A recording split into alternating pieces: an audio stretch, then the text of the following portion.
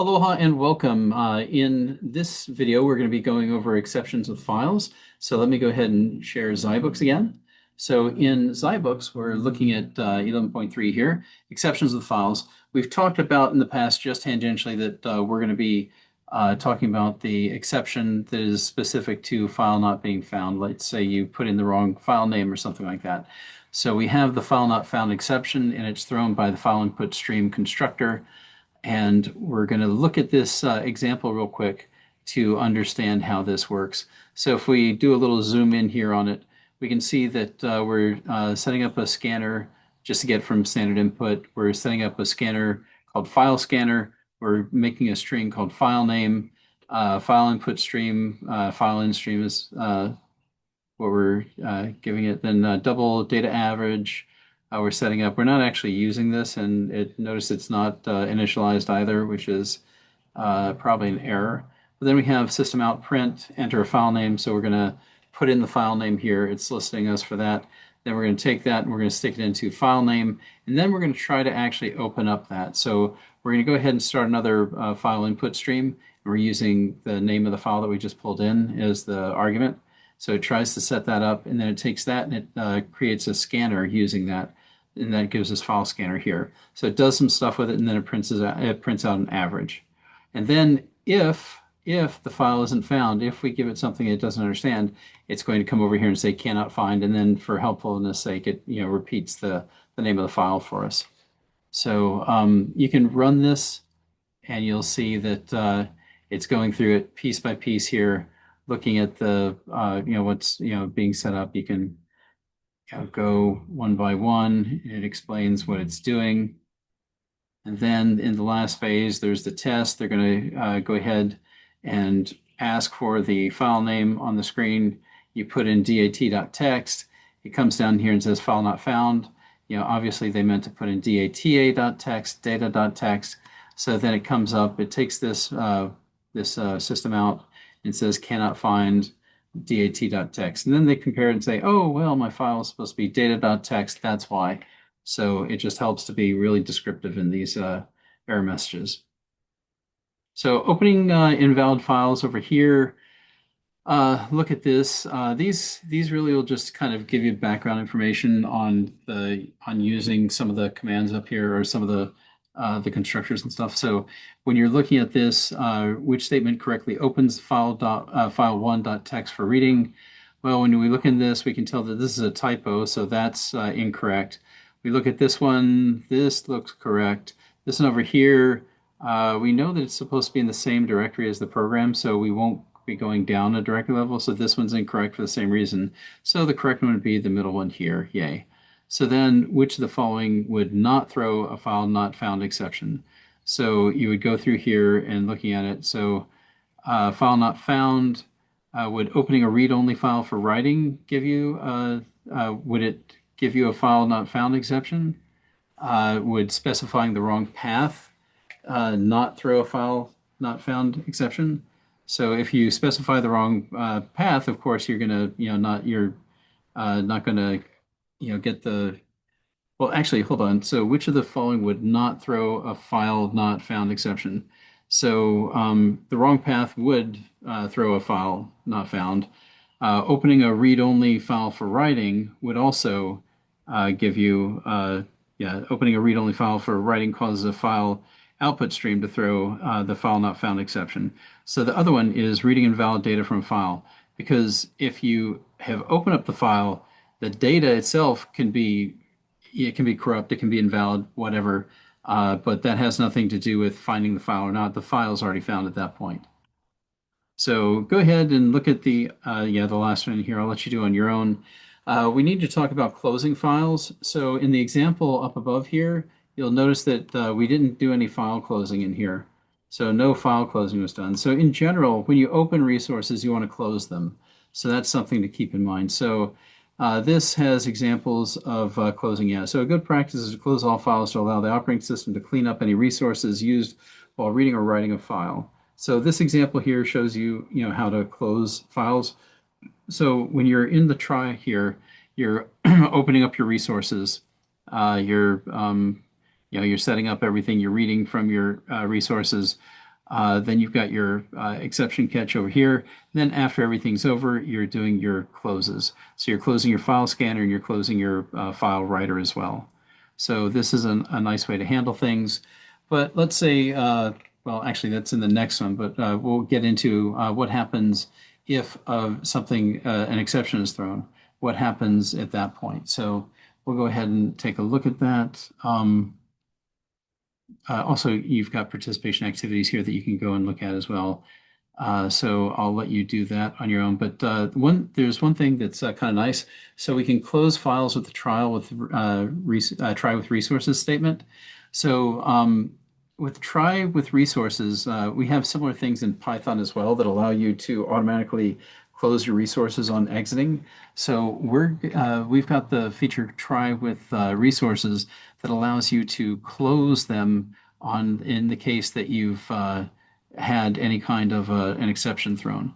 So what happens is, let me dig into this. Oh, good. That's a good zoom. So in our try, we're going to specify in here in parentheses, we're going to specify the resources that we want automatically closed, should an exception occur. So we're setting up our file input stream directly here, and we're using that directly as the as the parameter going into the creation of the new scanner as well. So we're setting up our input stream here and using that, we're chaining that with the scanner call here to set up the file scanner.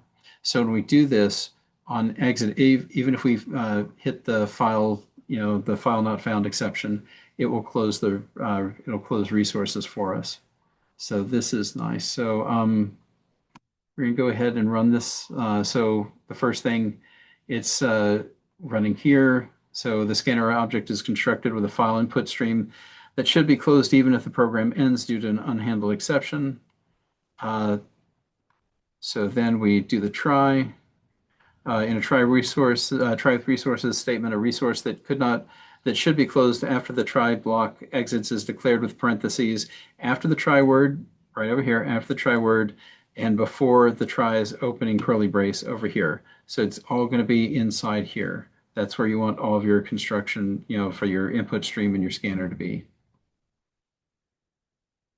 Then the file scanner object and associated file input stream are closed even if invalid data in the input file causes the program to end due to an input mismatch exception.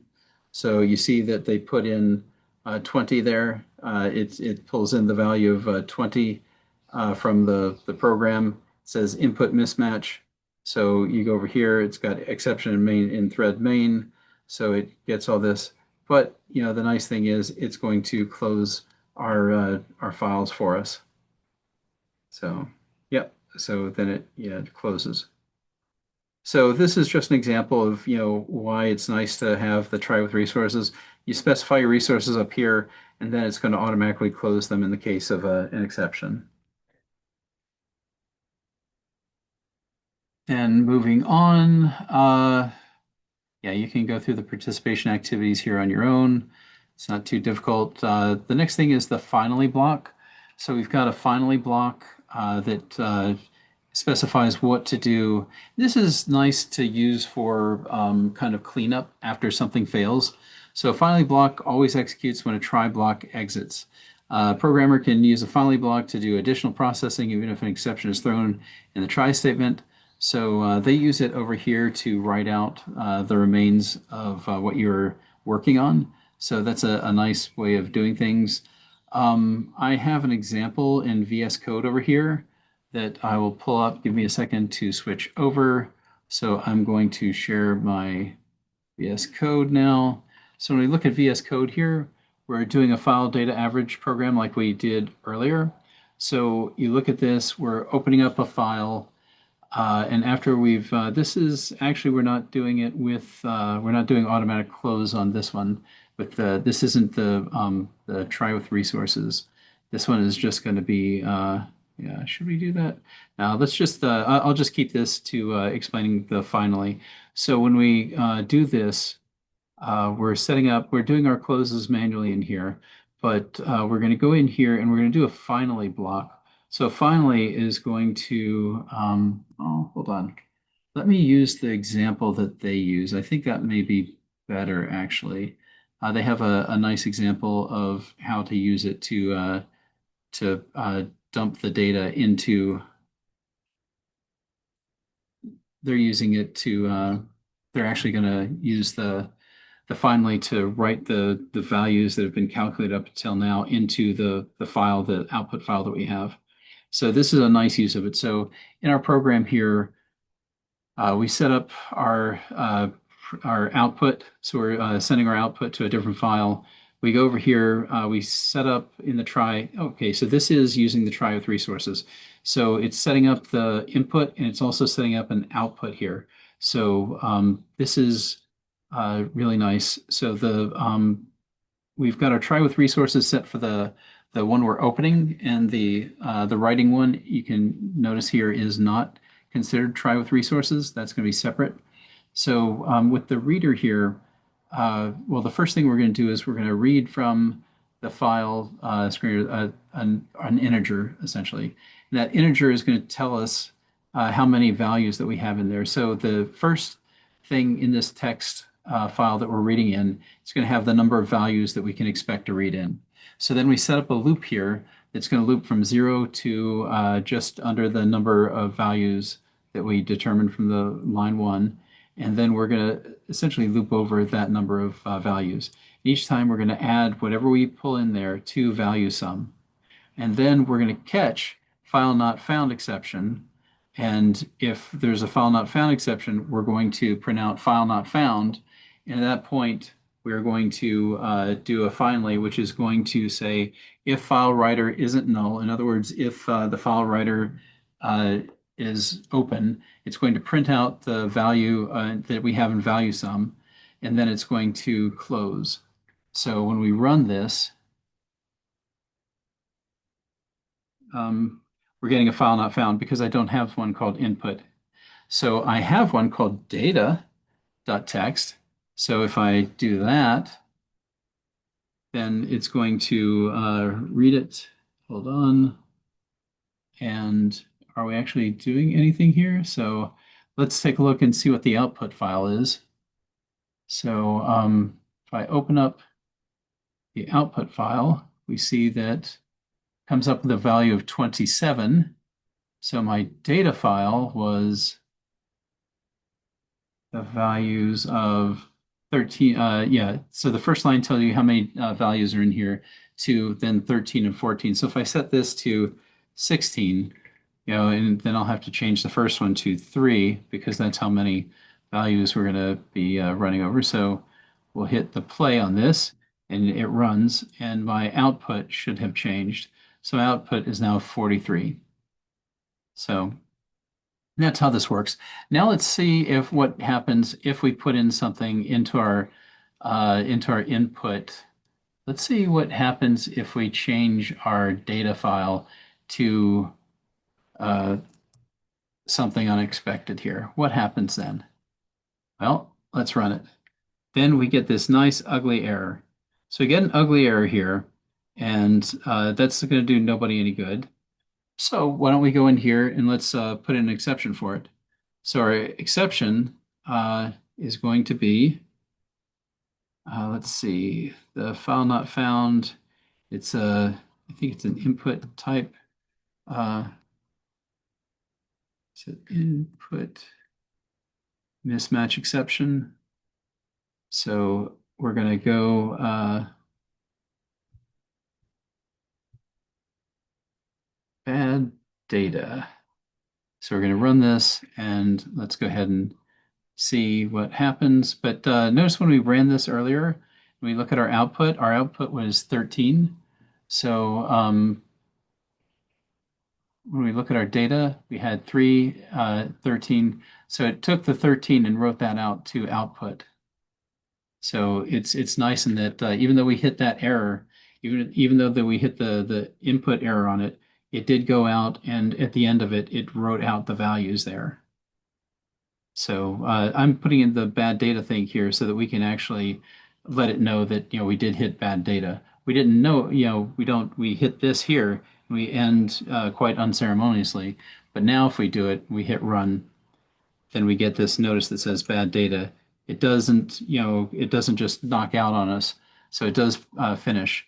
So now if we look at it, when we look at output, we'll see that it's got 13 in there because what happened was it hit the bad data on that third line, which is the second value that we're reading in. So once it hits it, it tells us bad data, and then it goes over here and it gracefully exits by saying it takes that data, it pushes it out to the file, and then closes it up. So this is nice for us to do. And notice that we had to do that with the writing one because the write file that we're using here, the file writer, is not included up here in the try for the try with resources. So we don't have that one done, so we did have to manually close that one. So here we do it gracefully. So I'll stop sharing that and go back to our screen for Zybooks. And scrolling down a little bit here, we get back into, okay, exceptions with files. So there's examples here where you can, yeah, so it wants you to go in here and it gives you a problem. You want to read through this, and then you've got the different parts that you can look at too for this, and then go ahead and start it, and you can go through the 4 different phases. But yeah, I'll leave this up to you to work on. If you have any questions about this or anything else, just reach out to me. My email address is jsj3@hawaii.edu. Feel free to reach out. We can set up a video chat on Zoom or whatever you need. So anyway, hope this makes sense. If it doesn't, let me know and I'll do what I can to improve it. Thank you very much. You have a wonderful day. Aloha.